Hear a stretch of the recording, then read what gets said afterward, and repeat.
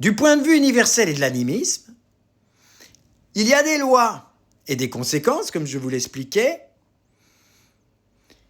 et il y a aussi des lois reconnues par la vie elle-même et qui sont universelles, et des lois temporelles créées par les hommes.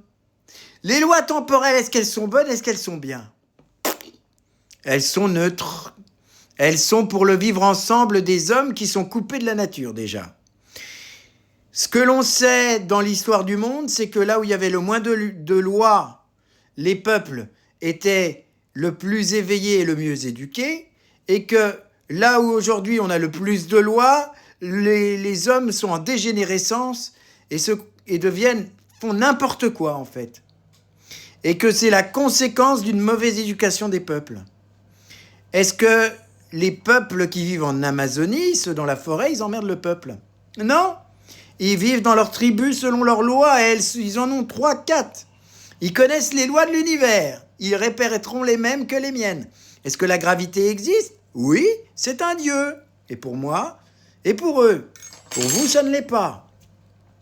Pour vous, c'est la gravité. Vous avez occulté, vous avez enlevé.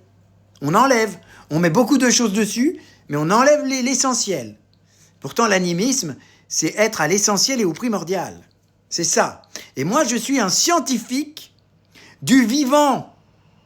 Et je ne réfute pas ce que disent les scientifiques de votre monde. Je le confirme, mais d'une autre manière, d'un autre angle. Voilà ce que je dis. C'est une vérité.